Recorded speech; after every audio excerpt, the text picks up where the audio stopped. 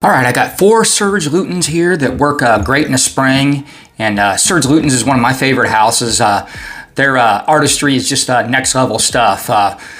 They really paint a picture, each one of their fragrances, and they're one of the more artistic fragrance houses out there to me, and a lot of them are pretty budget friendly too, and some of the higher end ones, they're worth the high end money too, because I don't say that. A lot of these higher end fragrances are definitely not worth the $200 or $300 price tag, but every $200 or $300 Serge Lutens is definitely worth the price tag. Even the cheaper ones though, everything in Serge Lutens, the quality is there, the performance is there, and as I said, the artistry is off the charts to me.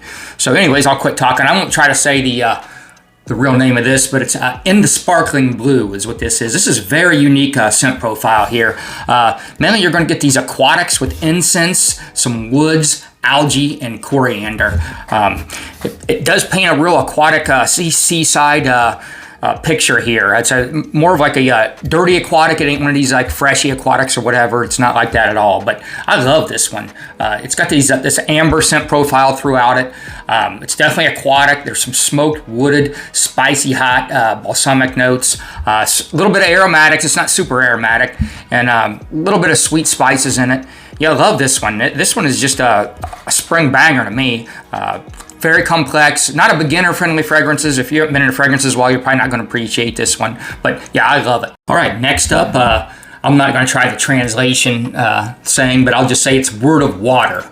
That's the translated note. And this is another really unique, and I love it.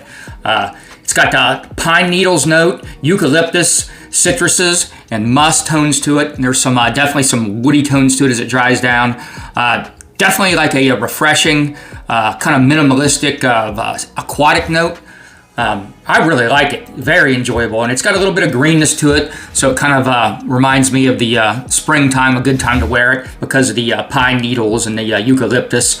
It's sort of fresh. It's not super fresh, but definitely a freshness to it. And the citruses in this are real nice. There's a little bit of spices involved. Another sort of unique, minimalistic type fragrance. I don't know how to describe this, but it does really paint a seaside picture in your mind. And on a spring day, I really get it. So yeah, this is another outstanding one that I really enjoy from Serge Lutens. Again, it's probably not like a beginner type fragrance. It's not some kind of aquatic freshie that you're going to enjoy. This is a little more advanced nose. Probably going to enjoy this more, but maybe not. Maybe a beginner would jump right in this and think this is awesome, but I don't think so. So yeah, love this one. All right, the next one up, I'm not going to try to translate it or anything, say the French version of it, but it's Nails for a Skin, which is kind of an odd name, but that's the name of it. And this is just straight up this real juicy, realistic orange zest, more like orange zest than orange juice. Really realistic with a lot of cloves. You have to like cloves in this one because that's the main two things you're going to get is this zesty orange note, real fresh and refreshing with cloves. And I don't necessarily love cloves in a fragrance, but I really like the way this works out. It's spicy, citrus, fruity, fresh. There's a little bit of a green tang to it. I love it. It's sort of like a spicy hot too, the clove adds to it, and it's a little bit sweet too, the orange on it or whatever, but just a super realistic bright orange note. And this is another one, like if you're not into cloves, or maybe if like you're a beginner in fragrances, you're probably not going to enjoy this. You be better like cloves to a point at least. And this is a side note on this one. I recommended this. I'm high on this one. I recommended this one to a couple people, and one hated it, and the other one just thought it was all right. So yeah, this might be the same way on all these Serge Lutens lists. So just take this as entertainment. Maybe don't purchase any of these because these are definitely all unique scent profiles. But I love every one of these though. All right, last up is this Iris Silver Mist. I just got a 10 ml of this one. This one's one of the hard to get ones. You're going to get it from France, and it's not cheap.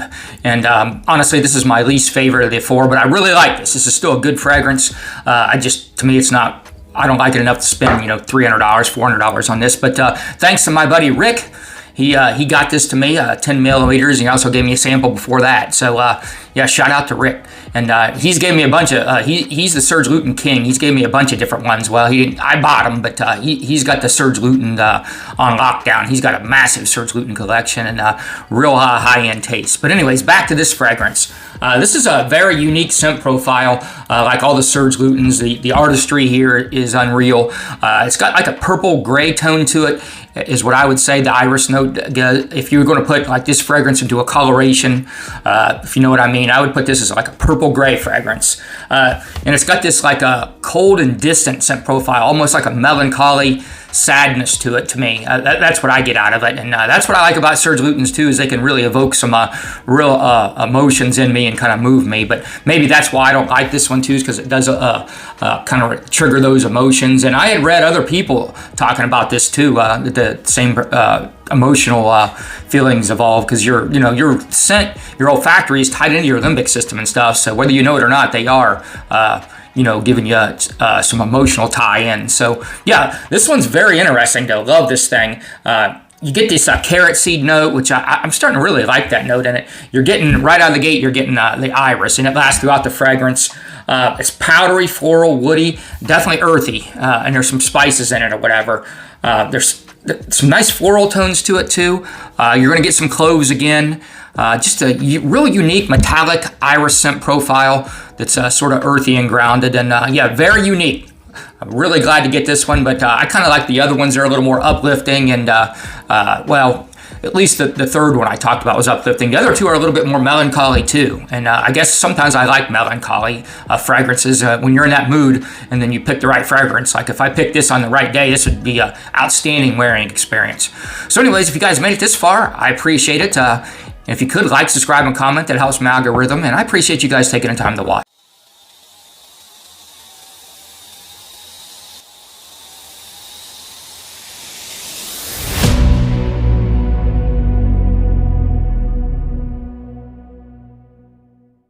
Vince the sense, bench